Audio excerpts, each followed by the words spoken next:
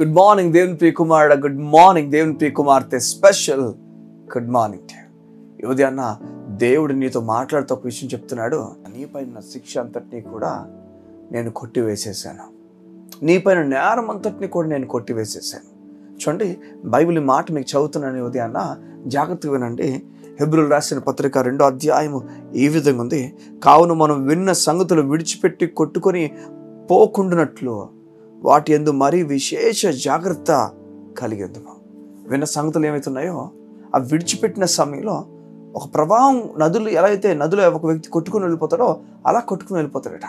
హెబ్రీయులు చెప్తున్నాడు, హెబ్రీయులారా మీకు తాడు ఇవ్వబడింది, ఆ తాడును పట్టుకుని మీరు వదిలేయకండి. వదిలేస్తే మీరు ఆ ప్రవాహంలో కొట్టుకుని వెళ్ళిపోతారు. అయితే ఆ తాడేనంటే విన్న ఏవో సంగతులు. చూడండి ఎలా చెప్తున్నాడో, దేవుని దాసుడు ఏ విధంగా రాస్తున్నాడో చూడండి. ఎందుకనగా దేవదూతుల ద్వారా పలకబడిన వాక్యము స్థిరపరచబడినందున. దేవదూతుల ద్వారా ఏ వాక్యం పలకబడిందంటే ఈ విధంగా అపోస్తల కార్యం చెప్పబడింది. ధర్మశాస్త్రము అన్నది దేవుడు మధ్యవర్తి దేవదూతుల ద్వారా ఇచ్చాడని చెప్పి అపోస్తల కార్యం రాయబడింది. వారు మధ్యవర్తి ద్వారా దేవుడు ఆ ధర్మశాస్త్రం అనుగ్రహించాడని. దేవుడు అనుగ్రహించిన ధర్మశాస్త్రం గురించి మాట్లాడుతూ చూడండి ఏం చెప్తున్నాడో. ఎందుకంటే దేవదూత ద్వారా పలకబడిన వాక్యము స్థిరపరచబడినందున ప్రతి అతిక్రమమును అవిధేయతను న్యాయమైన ప్రతిఫలం పొంది ఉండగా. చూడండి తర్వాత చూడండి, ఇంత గొప్ప రక్షణను మనము నిర్లక్ష్యము చేసిన ఎడలా ఎలాగూ తప్పించుకుందామా. చూడండి, ఇంత గొప్ప రక్షణ అంటున్నప్పుడు ఏం అర్థం ఇస్తుంది, దేని గురించి బైబిల్ మాట్లాడుతుందంటే ఇంత గొప్ప రక్షణను నిర్లక్ష్యం చేయొద్దు.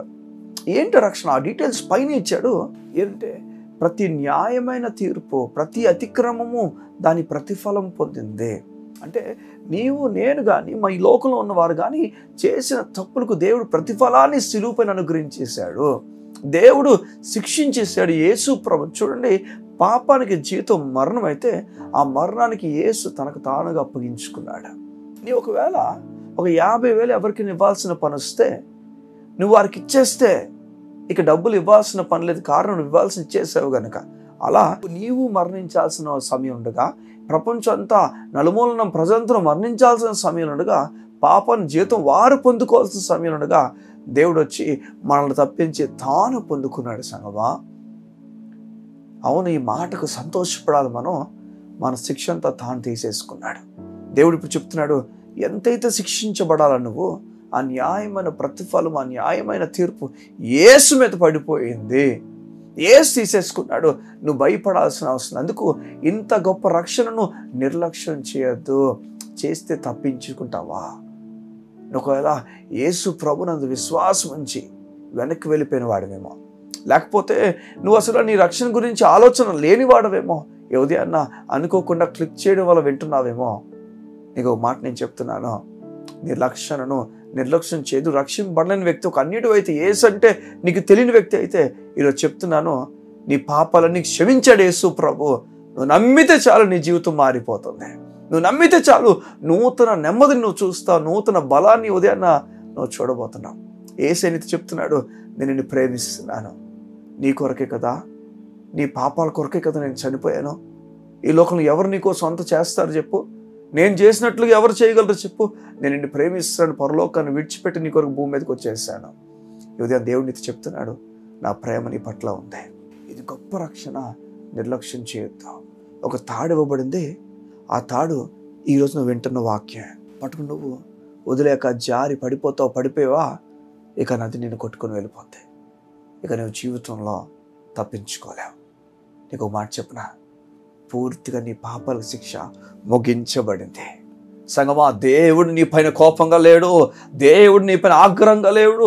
దేవుడు తన కుమారుడిని యేసు ప్రభుని కొట్టేసుకున్నాడు, చంపేసుకున్నాడు, నల్లగొట్టేశాడు, తన జీవితాన్ని పాడు చేసేసాడు.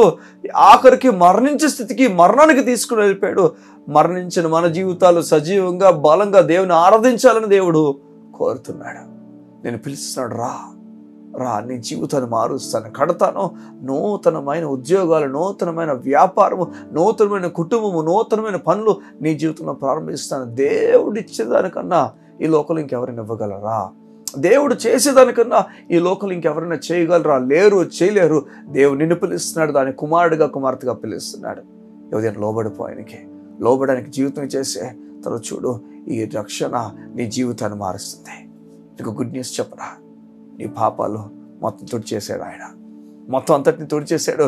నీ పైన కోప భావాలతో లేడు. చూడు యువతి అన్న, సింహాసనం కూర్చున్న దేవుడు నీ పైన ఎంత జాలిగా ప్రేమగా చూస్తున్నాడో, నేను ఎంత ఇష్టపడుతున్నాడో, నీ పైన ఎంత ప్రేమ కలిగి ఉన్నాడో నిన్ను పిలుస్తున్నాడు తన నోటితో.